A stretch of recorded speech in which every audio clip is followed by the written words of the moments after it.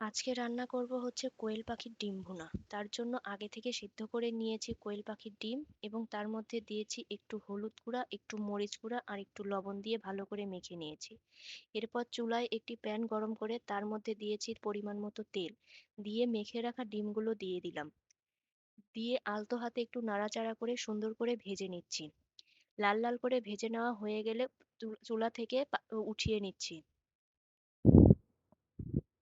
ডিমগুলো উঠানো হয়ে গেলে ওই তেলের মধ্যেই দিয়ে দিচ্ছি পেঁয়াজ কুচি।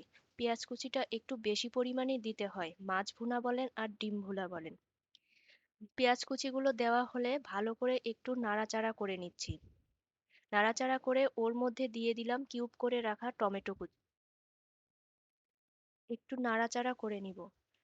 নাড়াচাড়া করে নিয়ে ওর মধ্যে দিয়ে দিব একটু লবণ।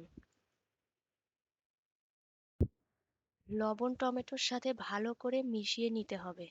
ততক্ষণ পর্যন্ত নাড়তে হবে যতক্ষণ পর্যন্ত না পেঁয়াজ টমেটো নরম হয়ে আসছে। এর মধ্যে দিয়ে দিব এখন আদা বাটা, রসুন বাটা এবং জিরে বাটা দিয়ে ভালো করে মশলার সাথে কষিয়ে নিব।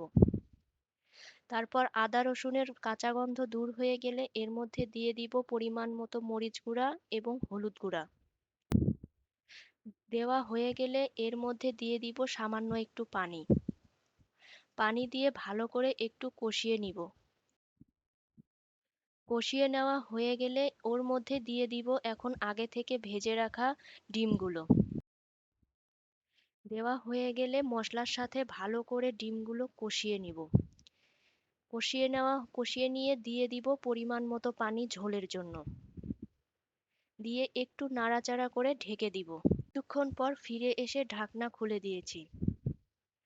আমার ডিম ডিম ভুনা হয়ে গেছে। এর মধ্যে দিয়ে দিলাম কয়েকটি আগে থেকে করে রাখা কাঁচামরিচ ফালি, দিয়ে একটু নাড়াচাড়া করে দিলাম। দিয়ে এর মধ্যে দিয়ে দিব টেলে রাখা জিরার গুঁড়ো। দিয়ে হালকা হাতে নেড়ে চেড়ে নিয়ে ঢাকনা দিয়ে চুলা থেকে নামিয়ে নিব। আজকের মতো এখানেই শেষ করছি। আল্লাহ হাফেজ।